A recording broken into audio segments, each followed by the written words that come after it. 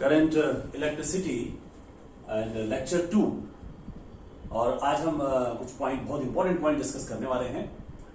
उससे पहले बच्चों आप ये ध्यान देंगे कि जो भी फॉर्मूले आते जाएंगे हमारे यूनिट में, हम उनको रिवाइज करते रहेंगे और उनका यूज भी करना है। मैं यहाँ पर राइट हैंड साइड में लिख रहा हूँ, ये फॉर्मूले हैं लिखे हुए हैं। I equal to Q upon T, एक बेसिक फॉर्मूला हमारे पास आया, I equal to Q upon T. Another formula for current, I equal to n e A v d. बच्चों यहाँ पर स्मॉल n क्या है? Number density of free electrons, right. Small e is the charge on electron, a is area of cross section of the conductor, vd is the drift velocity and vd equal to e V tau upon ml। यहां बच्चों v क्या है? v is the potential difference given by the battery. What is tau? Tau is the average relaxation time, बात हो चुकी है इसके बारे में। m is the mass of electron, l is the length. कुछ एक दो बातें और आपको समझनी है, वो ध्यान दीजिएगा।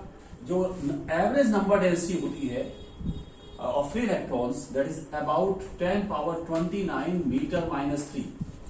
ये बच्चों आप जरूरी नहीं कि आपको ये एग्जैक्टली बिल्कुल यही नंबर याद हो, लेकिन एक एवरेज आइडिया होना चाहिए कि लगभग इतने होते हैं। इसी तरीके से रैंडम स्पीड जो होती है इलेक्ट्रॉन्स की, रैंडम स्पीड जो होती है लगभग 10 पावर 5 मीटर पर सेकेंड होती है। जो ड्रिफ्ट स्पीड होती है बच्चों, वो लगभग होती है 10 पावर -5 मीटर पर सेकेंड।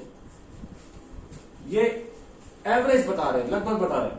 कई बार ये पॉइंट पे बहुत इंपॉर्टेंट होते हैं competitive examination point of view से, कि आपको इसका भी आइडिया होना चाहिए। फॉर एग्जाम्पल मैं एक टेक्निक बताता हूं कि एग्जाम में, कॉम्पिटिटिव एग्जाम में कोई क्वेश्चन पूछा गया है ना, 4-5 लाइन का क्वेश्चन है, काफी वैल्यूज दे रखी हैं और लास्ट में पूछ रखा find the number density of electrons, right.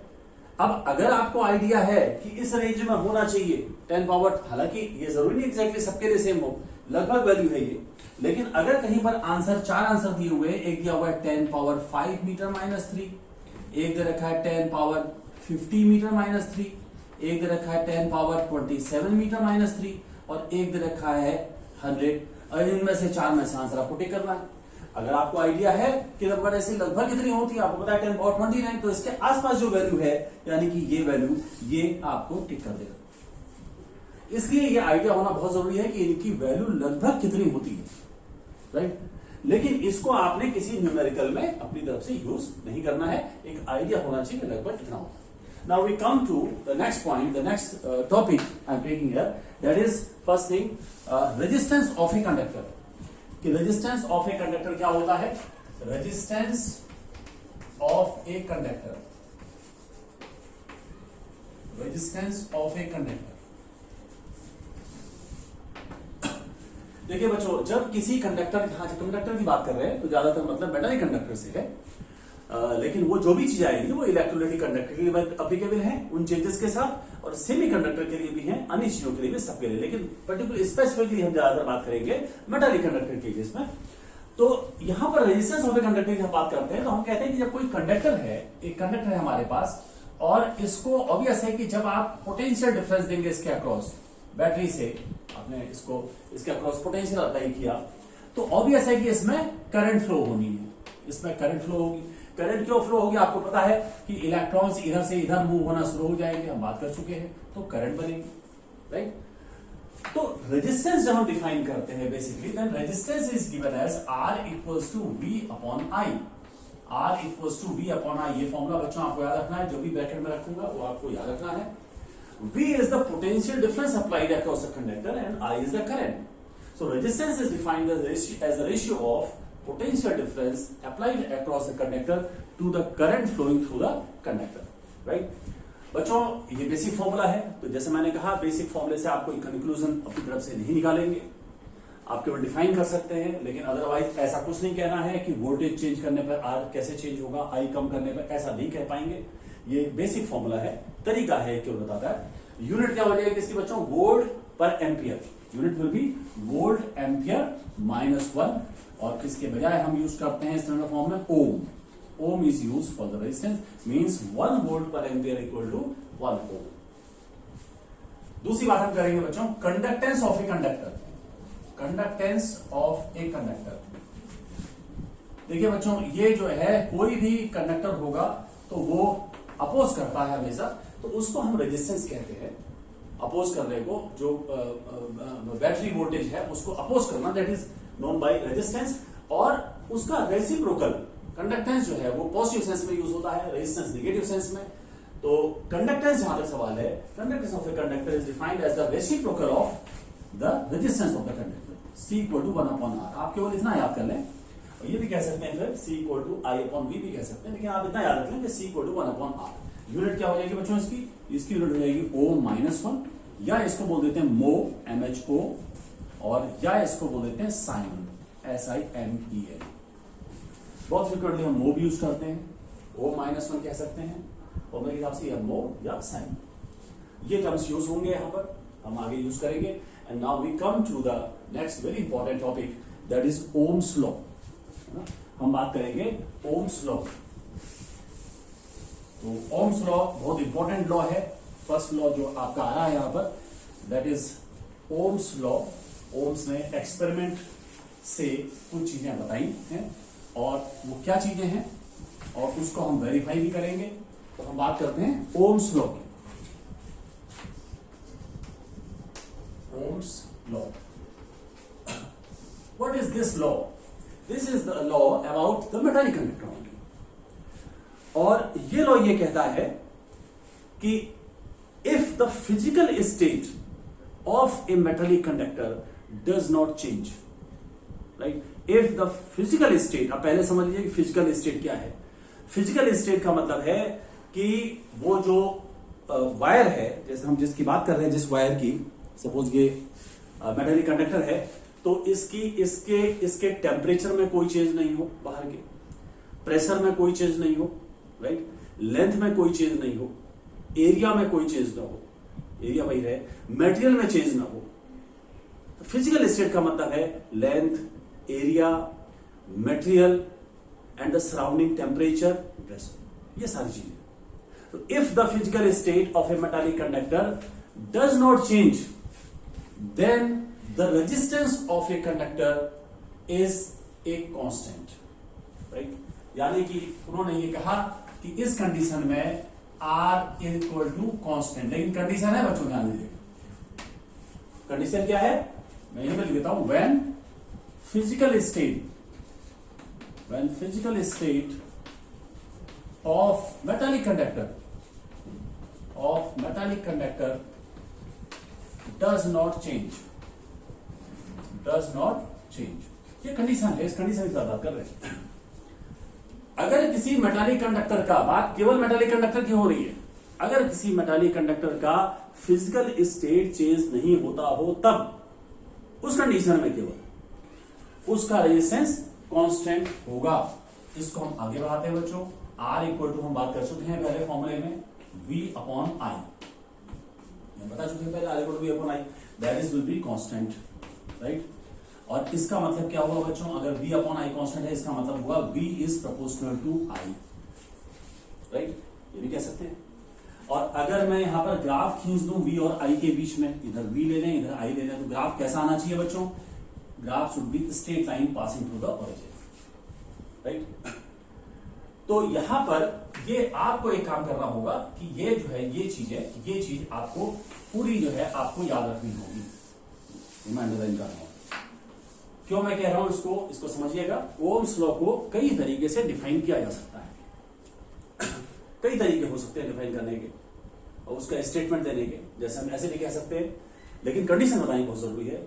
It states that if the physical state of a metallic conductor does not change, then the potential difference applied across the conductor is proportional to the current. इस तरीके से भी कह सकते हैं हम, इस तरीके से भी कह सकते हैं कि if the physical state of a metallic conductor does not change, then the graph between V and I is a straight line passing through the origin.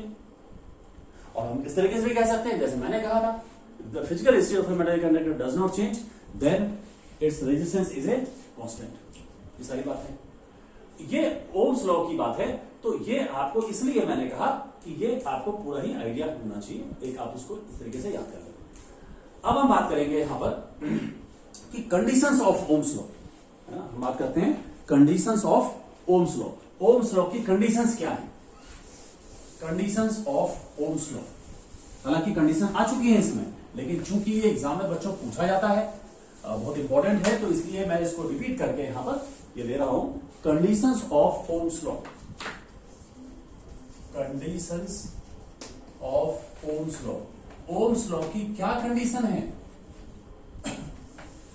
तो यहां पे ध्यान दीजिएगा बच्चों, कंडीशन हम बता चुके हैं। हालांकि पहली कंडीशन है, दो कंडीशन यहां पे इंपॉर्टेंट है कि the conductor must be metallic conductor only, must use कर रहे हैं, the conductor must be metallic conductor only. Second thing, the physical state of the metallic conductor must not change, the physical state of the metallic conductor must not change, change नहीं होनी चाहिए। यही दो conditions हैं Ohm's law के लिए जो आपको ध्यान रखनी है। और इसी बेस पर ध्यान रखिएगा बच्चों, दो प्रकार के जो है कंडक्टर्स होते हैं, ohmic conductor and non ohmic conductor, ohmic conductor and non ohmic conductors. इनकी बात हम कर सकते हैं बच्चों, ऑब्वियस है, आप समझ गए होंगे, बहुत आसान है। Ohmic conductor means the conductor which obey the Ohm's law, right. अब ये कौन से कंडक्टर है, एग्जाम्पल क्या हो जाएंगे इनके ओमिक कंडक्टर के? For example metallic conductor, metallic conductor, क्योंकि मेटालिक कंडक्टर के केस में ही ऐसा होता है कि V और I के बीच में ग्राफ क्या होता है? Straight line. What are the non ohmic conductors? The conductor which do not obey the Ohm's law, right? Means the graph between V and I is not a straight line। जैसे बच्चों semiconductor के case है, semiconductor में graph कुछ इस तरीके से ऐसा आता है, यानी कि स्ट्रेट लाइन ग्राफ नहीं है जैसा ये। तो ये अगर ग्राफ बिल्कुल स्ट्रेट लाइन नहीं है, इसका मतलब it does not obey the Ohm's law. या इस तरीके से जैसे इलेक्ट्रोलाइटिक कंडक्टर के लिए होता है, अगर ये ग्राफ ऐसा आ रहा है इस तरीके से V और I के बीच में ये ग्राफ है, तो ये भी जो है स्ट्रेट लाइन नहीं है और ये ओरिजिन से भी पास नहीं हो रहा है, राइट। तो ये कंडीशन है कि ओम्स लॉ वहीं पे सही माना जाएगा जहां V और I के बीच में स्ट्रेट लाइन हो, passing through the origin, right. तो इसी बेस पर ओमिक और नॉन ओमिक कंडक्टर्स को हम डिफाइन करते हैं। और अब हम बात करेंगे इसके वेरिफिकेशन की। ओम्स लॉ का यहां तक सवाल है बच्चों, ओम्स लॉ के दोनों वेरिफिकेशन हमारे पास हैं, experimental verification as well as theoretical verification. तो सबसे पहले हम बात करेंगे experimental verification, experimental verification of Ohm's law, experimental verification of Ohm's law, इसकी बात करते हैं हम। Experimental verification of Ohm's law. और इसका बच्चों आपके क्लास 12 में जब पढ़ते हैं तो पहला एक्सपेरिमेंट जो आप करते हैं वो इसी से रिलेटेड करते हैं। एक्सपेरिमेंटल वेरिफिकेशन के लिए जो सर्किट है, एक्सपेरिमेंट सर्किट है, वो सर्किट मैं यहां बता रहा हूं आपको, फिर आपको समझाऊंगा, ध्यान दीजिएगा। ये एक वायर है जो आपने ले लिया, मेटालिक वायर है, हम जनरली हम ऐसे दिखा देते हैं रेजिस्टेंस को। एक कंडक्टर है जिसका रेजिस्टेंस होगा कुछ, हमने ऐसे दिखा दिया, वायर है। इस वायर के अक्रॉस हमने यहाँ पर पहली बात तो एक हमने यहाँ पर अमीटर लगा दिया करंट मेजर करने के लिए, एक हम करंट को चेंज करने के लिए एक रियोस्टर यूज कर सकते हैं, यहाँ पर रियोस्टर यूज कर लिया, वेरिएबल रेजिस्टर हो गया। एक हमने बैटरी कनेक्ट कर दी करंट के लिए, और एक हमने स्विच ऑफ करने के लिए की लगा दी, और यहाँ पर हमने एक वोल्ट मीटर लगा दिया, इस तरीके से कनेक्ट कर दिया। एक्सपेरिमेंट ये करते हैं तो सर्किट डायग्राम हम यही लेते हैं ज्यादातर। रियोस्टर को ध्यान रखिएगा, या तो ऐसे बनाते हैं या हम ऐसे बनाते हैं, इस तरीके से भी दिखा सकते हैं सर्किट में, ऐसे दिखा देते हैं, तब भी रियोस्टर होता है, या ऐसे दिखा देते हैं, दोनों एक ही चीजें हैं। यहां पर ध्यान दीजिएगा, मेन ये कंडक्टर है जिसकी हम बात कर रहे हैं, और हर एक चीज का पर्पज है यहाँ पर, है ना। बैटरी बहुत जरूरी है क्योंकि बैटरी एज ए सोर्स है जिससे करंट जाएगी। रियोस्टर हमने इसे यूज किया हुआ है कि जिससे कि हम करंट को वेरी करा सके। जब सर्किट में हम रेजिस्टेंस चेंज कराते हैं, चेंज करेंगे तो करंट चेंज हो जाएगा और हमें डिफरेंट रीडिंग्स मिल पाएंगे। वोल्ट मीटर का पर्पज है पोटेंशियल डिफरेंस मालूम करना, अमीटर का पर्पज है करंट मालूम करना। और सर्किट में ध्यान रखना चाहिए सर्किट करंट यहाँ से बैटरी से स्टार्ट होती है, तो ये प्लस होना चाहिए, माइनस, ये प्लस और ये माइनस। तो बच्चों यहाँ पर जब हम एक्सपेरिमेंट करते हैं तो हम क्या चीज करते हैं, हम वेरीफाई करते हैं ओम्स लॉ। अब कैसे वेरीफाई कर सकते हैं, देखिए सबसे पहले हम रियोस्टेट की एक स्लाइडिंग जो भी कंडीशन होगी यहाँ पर है, जैसे हमने यहाँ दिखा रखा है, इसको ऐसे भी दिखा सकते हैं, ऐसे भी दिखा सकते हैं। यहाँ पर एक कंडीशन के लिए हमने करंट को पास कराया, करंट पास करने पर वोल्ट मीटर और अमीटर की रीडिंग हमने नोट कर ली है ना। इधर बच्चों इधर वोल्ट मीटर ले लिया, इधर हमने अमीटर से करंट ले लिया और आर इक्वल हम करेंगे V अपॉन आई। अब ध्यान दीजिएगा, सपोज कीजिए कि V की वैल्यू आती है 4 वोल्ट और ये आती है 2 एम्पियर, तो R की वैल्यू क्या हो गई बच्चों 4 अपॉन 2 यानी कि 2 ओम हो गई, राइट। अब आपने जब पहली रीडिंग ले ली तो जैसे ही आपने रीडिंग ली है उसी समय पर तुरंत जल्दी जल्दी आपको ये की ऑफ कर देनी है। क्यों ऑफ कर देनी है, क्योंकि अगर आप की ऑन रखेंगे तो करंट लगातार फ्लो होने से इसका टेम्परेचर चेंज हो सकता है और जो कंडीशन को वॉयलेट कर जाएगा ओम्स लॉ की कंडीशन को। ओम्स लॉ की कंडीशन है कि टेम्परेचर चेंज नहीं होना चाहिए, मेनली टेम्परेचर है और सब चीजें तो वही रहेंगी, लेकिन टेम्परेचर ही चेंज हो सकता है करंट फ्लो होने से, तो इसीलिए कहा जाएगा कि इसको आप तुरंत ऑफ कर दें। ऑफ करने के बाद थोड़ा सा वेट करें, नॉर्मल आ जाए, फिर आप करंट फ्लो कराएं, इसकी स्लाइडिंग कॉन्टैक्ट को चेंज कर दें, थोड़ा सा रियोस्टेट के स्लाइडिंग कॉन्टैक्ट को चेंज कर दें, फिर वोल्ट मीटर की रीडिंग पढ़ें। जैसे मान लिया आपने पढ़ा ये 6 वोल्ट, तो ये हो गया 3 एम्पियर वैल्यू आ गई, ये कितना हो गया बच्चों 2, राइट। तो आप ये क्या देख रहे हैं, बार बार कई बार आप ऐसे रीडिंग लेकर के कर सकते हैं। आप क्या देख रहे हैं कि रेजिस्टेंस हमेशा 2 ओम आ रहा है, रेजिस्टेंस रिमेन्स द सेम। कब सेम है, when the physical state of the metal conductor does not change. Physical state change होने का मतलब है कि मटेरियल वही है, लेंथ वही है, एरिया वही है वायर का, आप चेंज नहीं कर रहे हैं, और मेनली टेम्परेचर वही है और प्रेशर वही है, तो फिर ये रेजिस्टेंस कांस्टेंट होगा। ये इसका हो गया एक्सपेरिमेंटल वेरिफिकेशन, एक्सपेरिमेंटली वेरीफाइड है ये, और ये एक बहुत इंपॉर्टेंट एक्सपेरिमेंट है, जो पहला एक्सपेरिमेंट हम लोग करते हैं और हमारे पास सभी चीजें लैब में होती हैं, वोल्ट मीटर अमीटर, तो हम इसका यूज करके इस तरीके से इसको प्रूफ करते हैं। Now we come to theoretical verification. Theoretical verification of Ohm's law, इसको हम थ्योरेटिकली वेरीफाई भी कर सकते हैं। बहुत से लॉज, बहुत कम लॉज ऐसे होते हैं जिनका थ्योरेटिकल और एक्सपेरिमेंटल वेरिफिकेशन दोनों होता है। जैसे कूलम्स लॉ है, तो कूलम्स लॉ में केवल एक्सपेरिमेंटल है, एक्सपेरिमेंट से आता है, नेचर से आता है लॉ। यहां पर इसका हम लैब में प्रूफ कर सकते हैं और हम इसको थ्योरेटिकल वेरिफिकेशन भी इसका कर सकते हैं। तो थ्योरेटिकल वेरिफिकेशन हम कैसे करेंगे, हम यहां बात करते हैं थ्योरेटिकल वेरिफिकेशन। थ्योरेटिकल वेरिफिकेशन ये बहुत आसान है बच्चों, हम फॉर्मूले पहले पढ़ चुके हैं, उन्हीं का यूज करेंगे। देखिए जो फॉर्मूला हमने लिखा है वहां पर राइट हैंड साइड में, उसी में एक फॉर्मूला आपने पढ़ा था पहले, I इक्वल टू होता है NEAVD, और सभी चीजें बताई जा चुकी है यहाँ पर। VD है diffuse speed and number density of electron. एक काम करता हूं मैं कि VD को यहाँ पर VD की वैल्यू रख देता हूं। आपको पता है VD की वैल्यू होती है EV टाउ अपॉन ML, ये मैंने VD की वैल्यू रख दी इसमें, राइट। बहुत आसान है थ्योरेटिकल वेरिफिकेशन, देखिएगा। अब मैं काम करता हूं, यहां पर V आ गया, यहां भी I आ गया, और आपको पता है कि R equal to V upon I होता है, इसलिए मैं काम करने वाला हूं V अपॉन I कर देता हूं। V upon I equal to क्या हो जाएगा बच्चों, आप ध्यान से देखिएगा। I किससे मल्टीप्लाइड है, M और L से मल्टीप्लाइड है, और I किससे मल्टीप्लाइड है, इससे मल्टीप्लाइड है, और V किससे मल्टीप्लाइड है, देखिए N स्क्वायर टाउ, तो ये हो जाएगा M upon NE square tau into L by A। मैंने ऐसे लिख दिया इसको, आप देख सकते हैं। V यहाँ पर मल्टीप्लाइड था इनसे NE स्क्वायर टाउ और इंटू A से, और I मल्टीप्लाइड था M और L से, तो मैंने इसको ऐसे लिख दिया। V अपॉन I क्या होता था R, और एक बात ध्यान रखेंगे, ये एक स्पेशल टर्म है ना, इसको हम कह देते हैं रो, rho into L by A। और ध्यान रखिएगा कि वेयर रो इक्वल टू क्या है, M upon NE square tau, और इसको बोलते हैं resistivity, resistivity of material of conductor, resistivity of material of conductor. अब ऑफ मटेरियल ऑफ कंडक्टर क्यों बोलते हैं, हम बात करेंगे आगे। ये पहली बात तो ये एक फॉर्मूला है जो यहां पर हमारा एक नया फॉर्मूला आ गया है, और इसको आपको याद भी रखना है।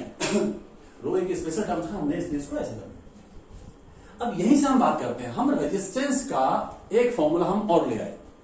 R equal to V upon I basic formula था, लेकिन एक स्टैंडर्ड फॉर्मूला आ गया है R का, जिससे हम एग्जैक्टली पता कर सकते हैं कि R किस पर डिपेंड कर रहा है। सबसे पहले देखिए बच्चों, यहां पर अगर हम पहले मैं रो की बात कर लेता हूं। रो पे देखिए, ध्यान दीजिएगा, M है मास ऑफ इलेक्ट्रॉन, N है number density of electron, E है चार्ज ऑन इलेक्ट्रॉन, टाउ है एवरेज रिलैक्सेशन टाइम। यहां पर दो फैक्टर इंपॉर्टेंट है, एम हम चेंज नहीं कर सकते इस तरीके से, ई हम चेंज नहीं कर सकते, हम चेंज कर सकते हैं एन और टाउ। एन कैसे चेंज हो सकता है? नंबर डेंसिटी, मटेरियल चेंज कर दीजिए। अगर आपने मटेरियल चेंज कर दिया, कॉपर का है सिल्वर का ले लिया, सिल्वर का है गोल्ड का ले लिया, तो स्मॉल एन चेंज हो जाएगा। तो changing material n can change. Tau change हो सकता है कैसे? टेम्परेचर चेंज करने से। टेम्परेचर अगर बढ़ाएंगे तो टाउ कम हो जाएगा, मैं पहले बता चुका हूं आपको, मैं फिर रिपीट कर देता हूं कि पॉइंट बहुत इंपॉर्टेंट है। टेम्परेचर अगर बढ़ाते हैं तो मेटालिक कंडक्टर में क्या होगा? The amplitude of vibration of positive ion increases, and if the amplitude of vibration of positive ion increases, it makes more frequent collision of positive ions with electrons, and therefore average relation time of electron decreases. तो temperature का effect इसका पड़ता है, right? तो रो दो तरीके से change हो सकता है। और जहां तक ये सवाल है, आर में ये भी शामिल है, एल और ए। लेंथ चेंज कर दीजिए, आर चेंज हो जाएगा। एरिया चेंज कर दीजिए, आर चेंज हो जाएगा। रो में चेंज कर दीजिए, और रो में चेंज कैसे कर दीजिए? मटेरियल चेंज कर दीजिए, टेम्परेचर चेंज कर दीजिए। तो अगर तो आपसे कहा जाए कि रेजिस्टेंस हमने किसी मटेरियल कंडक्टर के रेजिस्टेंस में किस तरीके से चेंज हो सकता है, तो हम ये कह सकते हैं अब कि रेजिस्टेंस में चेंज हो सकता है, लेंथ चेंज कर देंगे, रेजिस्टेंस चेंज हो जाएगा। एरिया चेंज कर देंगे, रेजिस्टेंस चेंज हो जाएगा। हम टेम्परेचर चेंज कर देंगे, रेजिस्टेंस चेंज हो जाएगा। हम मटेरियल चेंज कर देंगे, रेजिस्टेंस चेंज हो जाएगा, राइट? अब हम आते हैं, हम बात कर रहे थे थ्योरेटिकल वेरिफिकेशन ओम्स लॉ की। क्या कहा गया था उसमें? If the physical state of a metallic conductor does not change, ध्यान दीजिएगा, फिजिकल स्टेट चेंज नहीं हो रहा है। फिजिकल स्टेट अगर चेंज नहीं हो रहा है तो लेंथ वही है, एरिया वही है, ध्यान दीजिएगा। फिजिकल स्टेट चेंज नहीं हो रहा है, एन वही है, मटेरियल वही है। फिजिकल स्टेट चेंज हो रहा है, टेम्परेचर चेंज नहीं हो रहा है, ये भी चेंज नहीं हो रहा है, यानी कि ये भी कांस्टेंट होगा और आर भी कांस्टेंट आएगा, यानी कि R will be R equal to constant for a metallic conductor or a metallic conductor when its physical state does not change, right? और इसमें एक बात ध्यान दीजिए बच्चों, ये स्टैंडर्ड फॉर्मूला है, इसलिए हम इसको ऐसे याद रखते हैं। और रो के बारे में बहुत इंपॉर्टेंट बात है, रो और आर में फर्क है। अगर आपसे कहा जाए कि रो आर में फर्क क्या है, देखिए रो कब चेंज हो सकता है किसी मटेरियल का, किसी मटेरियल का, दिए हुए मटेरियल का आपको कहा जाए रेजिस्टिविटी चेंज करनी है, इसको रेजिस्टिविटी बोलते हैं या स्पेसिफिक रेजिस्टेंस बोलते हैं। रो कैसे चेंज हो सकता है? रो दो तरीके से चेंज हो सकता है, either you change the material और you change the temperature, right? लेकिन रेजिस्टेंस में चूंकि रो शामिल है, तो रेजिस्टेंस तो इस तरीके से चेंज हो सकता है, साथ ही साथ लेंथ और एरिया में चेंज से भी रेजिस्टिविटी चेंज हो जाएगी। अब ये क्वेश्चन बहुत इंपॉर्टेंट है कि अगर कहा जाए कि एक वायर है जिसकी रेजिस्टिविटी इतनी है और हमने लेंथ चेंज कर दी या एरिया चेंज कर दिया, what will be it's new resistivity? तो ध्यान रखिएगा, resistivity is independent of the dimension of the conductor. इसका लेंथ और एरिया से कोई मतलब नहीं है, इसलिए रेजिस्टिविटी वही रहेगी, बशर्ते कंडीशन ये है कि मटेरियल वही हो और टेम्परेचर वही हो। तो ये हमने बच्चों यहां पर थ्योरेटिकल वेरिफिकेशन ओम्स लॉ का कर दिया सिंपल तरीके से। तो ये आपको यहां पर देखना है, एक्सपेरिमेंटल वेरिफिकेशन हो गया और हमारा थ्योरेटिकल वेरिफिकेशन हो गया, राइट? तो इसको हम इस तरीके से करेंगे। And in the next topic, I will take another thing, that is mobility of electrons, right? And we will define resistivity, we will define conductivity of the material.